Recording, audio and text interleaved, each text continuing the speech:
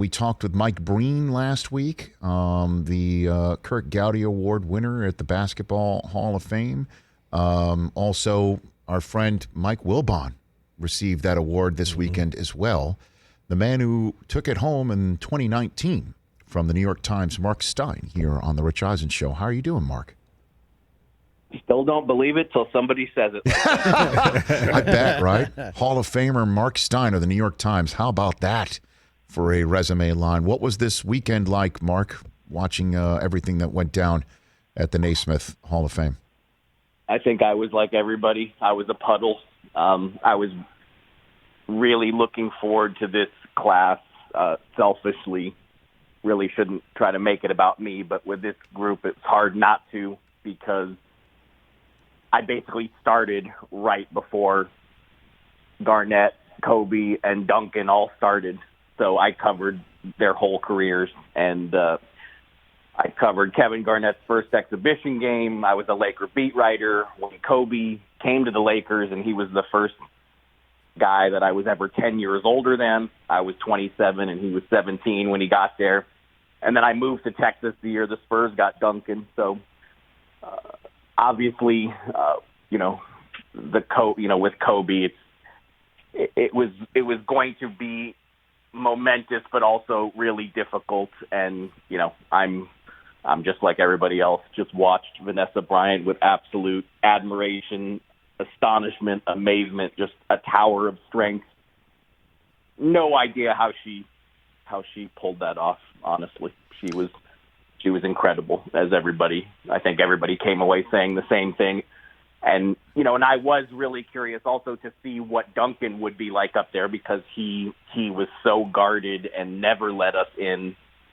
And that was a very emotional speech. And they had the camera on Pop. But, a couple seats over from Pop, I don't know if people picked up on it, but R.C. Buford, the architect of all those Spurs championship teams, was, wiping his eyes in tears. I mean, it was a very, very moving night with, it was somber too. It was just an induction ceremony unlike we've really probably ever seen. Yeah, I know, Mark. I was saying before you called in that I still cannot believe, that Kobe's not here, that it was posthumous, and Jordan standing there in that silver and black suit, looked like a tuxedo in a way, behind Vanessa Bryant, his widow, in Laker purple, standing there. And as you said, can't believe how she's gotten through it. You could basically say that, pretty much every day of the year, since the day Kobe and her daughter went down in that helicopter with so many other young people. I still cannot believe it, Mark. Truly. Yeah, Stephen Curry said the same thing the other day too. It's just I think fans, us as observers, their peers, people close, no one can. It's been 16 months, but it just doesn't seem possible. In a lot of ways, he seemed indestructible. I mean, it was part of his on-court image. I've told the story before, and maybe you guys have already heard it, but Gary Vitti has told this story often about when Kobe tore his Achilles, and when Vitti got to the court and told Kobe, Gary Vitti had done that job for a zillion years. He knew what it was, and Kobe said, "Can you tape it?" No, Kobe, you can't tape it. You can't tape a torn Achilles. That was his. He played through every injury possible. That was the only one he couldn't. And so I think that just kind of feeds into the image that we have that nothing could stop him. Marc Stein here on the Rich Eisen Show, the 2019 Kurt Gowdy Media Award winner and New York Times reporter, right here on the Rich Eisen Show.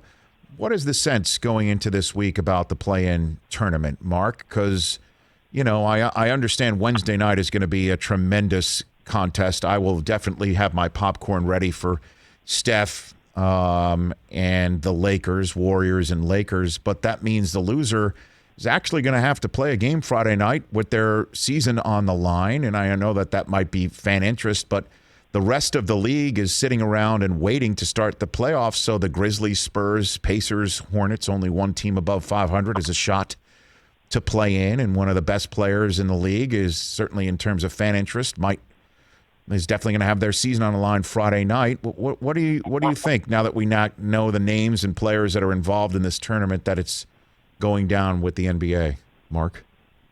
I love it. I think it's been a huge boost to what was a tremendously difficult and oftentimes dispiriting season. To me, it was the best part of a really tough season. Now, you've been in the network game longer than me, and I'm sure you probably know some of these network bigwigs who, if the Lakers or Warriors exit in the play-in round and don't even make it to the playoffs, yes, some TV people and some league office people are going to be shaken by that, no question. But these are weird circumstances with the Lakers. The Lakers are only in seventh because LeBron and AD missed, 40 games combined or whatever, 50, whatever the number was. I mean, injuries obviously changed the trajectory of their season. But the net positive of the play-in, look, the NBA and really all North American sports suffer from this. There are too many games that are meaningless. And, yes, I'm an international soccer fan, but, promotion and relegation is fantastic. It makes almost every game matter. It's very rare in soccer leagues abroad that games are meaningless because they have promotion and relegation. Well, the play-in tournament really brought some elements of that into the NBA. And you saw games matter really all the way up until the end.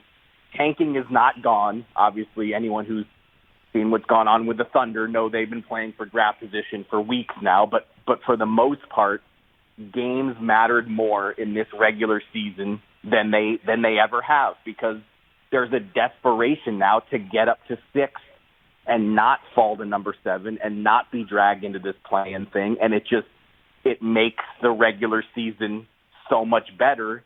And the NBA probably needs that more than any other sport because of load management. So often stars aren't playing, and that really turns people off.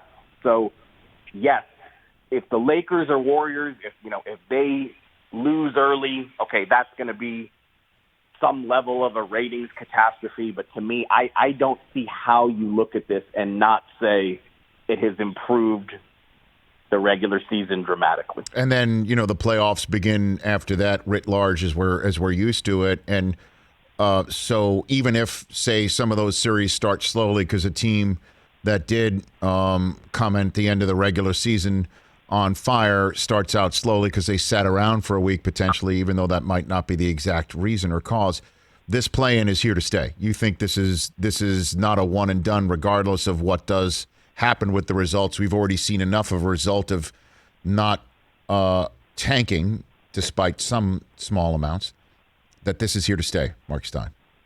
It's got to be voted in. And so, look, depending on what happens, will there be maybe a little bit of opposition to it? I suppose some. I mean, it was unanimously approved coming into this season. Maybe it won't be unanimous, but yes, I do think it's going to get voted in because, look, Lakers-Warriors is going to be a ratings bonanza, and whoever loses that game has to play one more game, and that second game will literally be a one-and-done NCAA tournament-style game. Those games are going to bring good ratings. It's going to be some semblance of a revenue infusion for the league. And I think most teams, they love the idea of getting that week off. Yes, there's always the rest versus rust debate that always happens when a team has a week off and then has to play a playoff game, and we see that sometimes in later rounds when a team finishes a season early. But look at the Nets.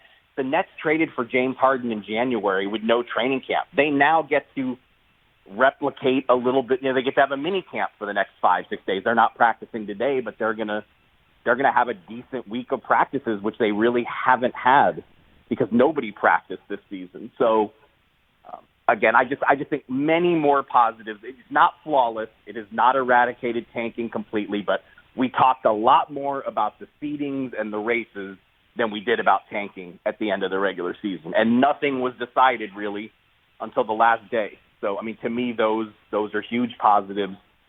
the regular season, it used to just be all we talked about was MVP. That was it. That was all the regular season was good for. 82 games of MVP talk and satisfying regional TV contracts. And I think the last month of this season, after a really rocky start and all the postponements and all the COVID stuff, the last month of the season was pretty dang good.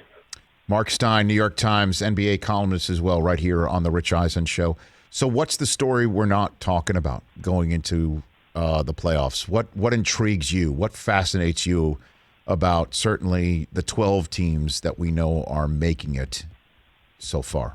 What do you got for me on that? Well, Mark? we're focused on the play-in now, but that focus will swiftly shift to Brooklyn. Now, the Lakers are seeded 7th, and they've got which means they have 2 home games to win one. They're going to win at least one. They're going to be in the playoffs. They're going to be the scariest number 7 seed ever, and people are going to pick, and I will pick them to beat Phoenix too.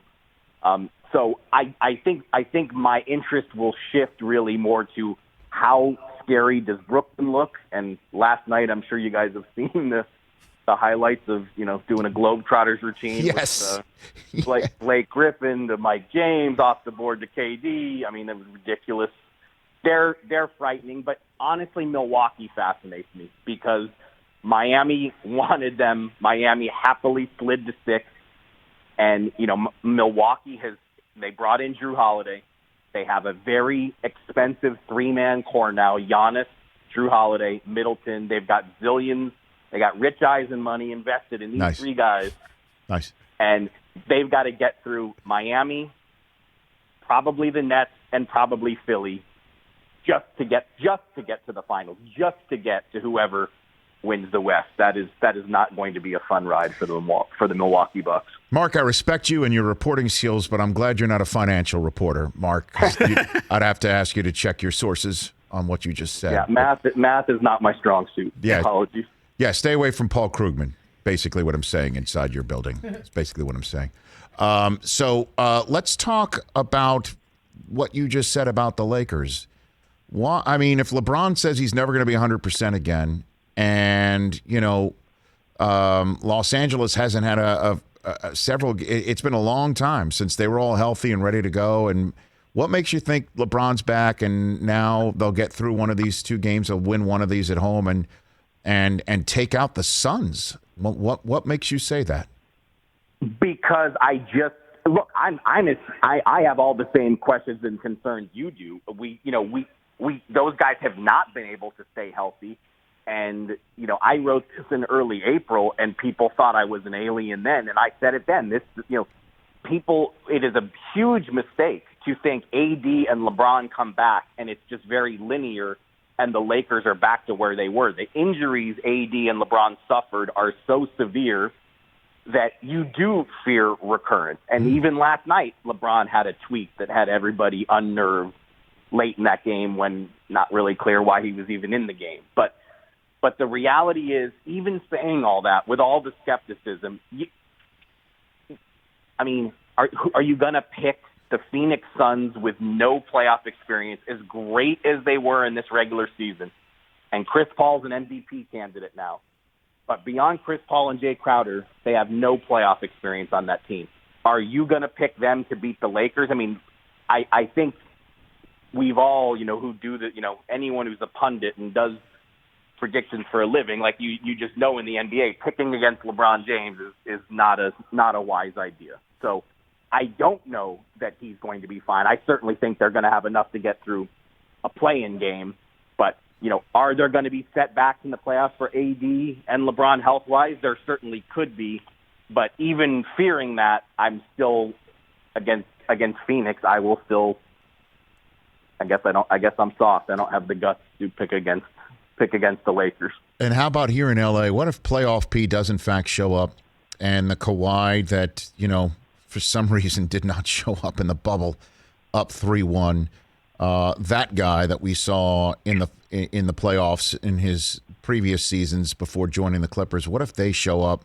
They're a 4 seed. They're just like, nobody's talking about them. Literally nobody appears to be talking about the Clippers because of that bright, shiny object that's their co-tenant. here in Los Angeles. What do you think about them? I'm just wondering Well, who's we under did the talk radar. about them this weekend, and the talk was, did you notice how the Clippers found a way to lose to Houston and OKC back-to-back?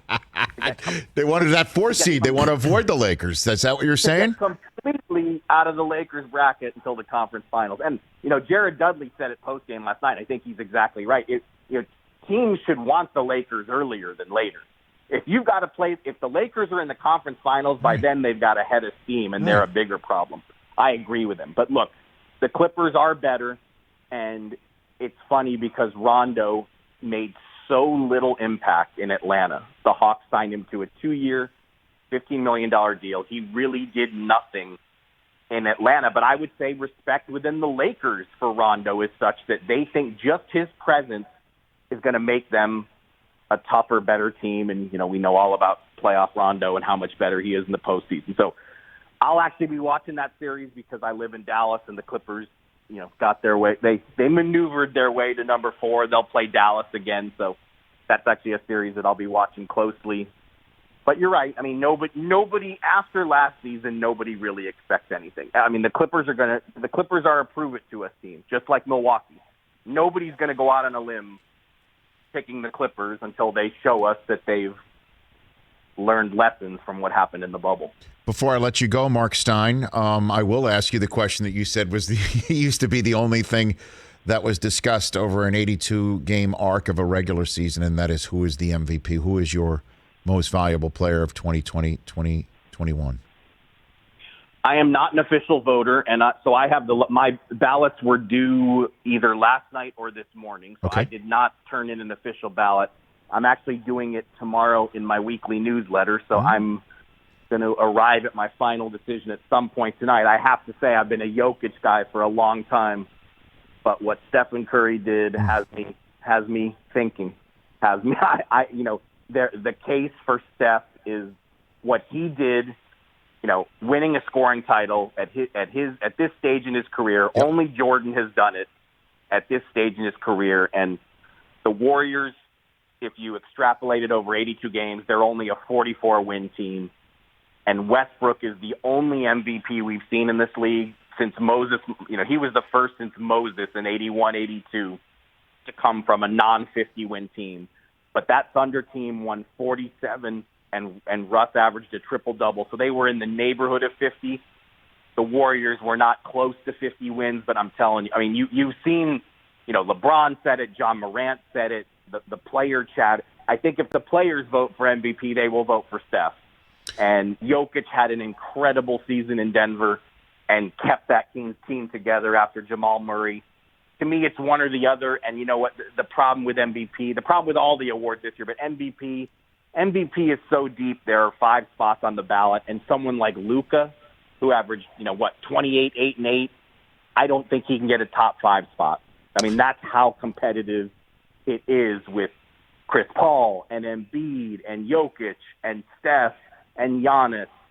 Julius Randle will be in the top 5 on some ballots. I mean, there are a long list of candidates, but I'm Jokic or Steph, and I'm figuring it out tonight. That's my best answer. Well, in terms of Steph, I mean, if you're going to say with Jokic, he kept the team together without Jamal Murray. I mean, Steph knew coming into the season that Klay Thompson wasn't there, and I would vote for Steph as well. I guess my parting question for you is, how dangerous are the Warriors? What do you think? What do you think about them? Because Draymond essentially this week. Even though Steph did pay homage to Baron Davis and the We Believe Warriors, Draymond last week didn't want to hear that because they have Steph freaking Curry to clean it up what he had to say, and that they're not We Believe 2.0, that they're champions. They have a championship pedigree for good reason. How dangerous do you think this team is? Their role players are coming around. They have picked it up early. I mean, they finished the season with a 6-game winning streak, so Look, Utah is another one of those teams that nobody talks about. Right. They had a dominant regular season. And look, the Lakers, I think the Lakers beat the Warriors in the first playing game, but I'm picking the Warriors against Memphis or San Antonio, whoever they've got to beat to get in. And you're right, Utah does not want to see – you don't want to see Stephen Curry in a 7-game series. They will – there's already a lot of pressure on Utah to live up to what they did in the regular season, and people don't regard them as a legitimate title threat. So there's already pressure on that team, and it won't be fun for them to have to deal with Stephen Curry. But, I mean, the Jazz are a great defensive team. They got a lot of shooters. They should not be losing a series to the Golden State Warriors. But can Steph make their life miserable, take that thing 6 or 7, and get people in Salt Lake City very nervous? Yes, he can. Mark, thanks for the call. Appreciate it. Look for my call during the playoffs. I'd love to continue this, to be continued, if you will, with games being played. Thanks again. All right. Appreciate your insight. All good. Good to talk to you. You bet. That's Marc Stein at the Stein Line on Twitter. I follow him. You should too. At the Stein Line on Twitter and Instagram. Some incredible insight. Hey, you watched all the way to the end. Thanks for that. Watch more right here.